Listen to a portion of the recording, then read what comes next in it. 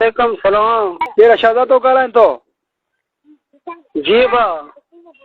हा यार मां पठाण ॻाल्हाए थो। तुंहिंजे घर वारी वो डूंगी वरितो आहे? छा वरितो आहे? डूंगी। डूंगी? हा हा, हिकिड़ो महीनो बाक़ी पियो आहे सीज़न में। मां चयो अधे जो सारी लथो आहे त वञो पैसा वठंदो। कई डूंगी वरिती? कह रुपया? वो तुंहिंजे ॿारनि वरितो आहे यार। कॾहिं? हिनखे 4 महीना थियो आहे यार। कणक में लबारे में मां आयो।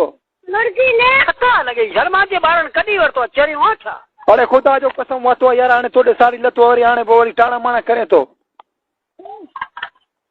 हर को पवे यार। असां कॾहिं वरितो आहे डूंघो वारी? असां कॾहिं थिया हूं डूंगी वार?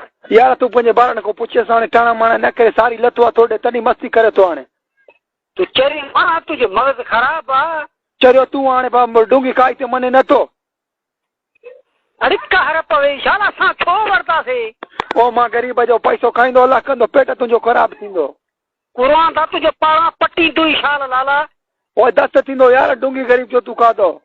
कहर पिया शाल असां काथे वरितो आहे? यार मां ग़रीब जो पैसो ॾे भलो इन में थी था। खदण खवादी छा डूंगीअ खे थो छे? मां तो शरखता लॻे शाल कूड़ हणण जे लाइ। यार ख़ुदा जो कसम यार तूं डूंगी वरितो मां को तुझे? ख़ुदा जो कसम असां न वरिता आहिनि बाबा। ॿिए कंहिं वरिता हूंदई। ए मुंहिंजी बंदी त तुंहिंजो नालो लिखियल आहे शहजादो। बंदी ते बसि नालो मुंहिंजो लिखंदो पोइ अची मां तोखे धून ॾियां हिते। मां जेको ॿियो को वठे बंदी ते मुंहिंजो नालो चाढ़े छॾे बसि तूं मां वठ। मां चवां थो भलो इन में थी त मूंखे पठाण जा पैसा तूं न खाई सघंदो? मां न पठाण जा पैसा मां पठाण खे न हक़ जा पैसा ॾींदुमि। ठीकु आहे भला। मग़ज़ ख़राब थी। मां बि कोटिया खां अॼु सुबुह मोटंदो पोइ ॾिसां तूं मुंहिंजा पैसा खा। चल हाणे ई कोटिया खाऊं तोखे रब आने त मां तुंहिंजा चङी तरह तोखे मां ॾिसां। तूं छा ॾिसंदे? ॾिसंदो मां तोखे। हल ठीकु आहे तूं ॾिठो या मां ॾिठो वरी हिकु त ॾिसंदो। तूं अच त सही न। अहिड़ो तुंहिंजो हालत ईअं तोखे गीलीरो चिचड़ो कंदो तोखे पठाण। मां तोखे हिते छठ में बोॾाए न कढियो आहे सां तुंहिंजो न कढियो आहे पोइ मां जो नालो बि कुते ते रखंदा। भेण चोर मां तोखे कॾहिं वरिता? तोखे इहो पठाण सारी बि करण न ॾींदो। हिते तुंहिंजो क़बर ठाहींदो।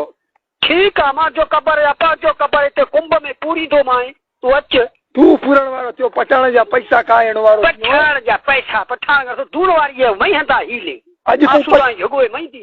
अॼु ताईं अॼु को कूलर जो कंहिं बि पैसो न खाधो आहे।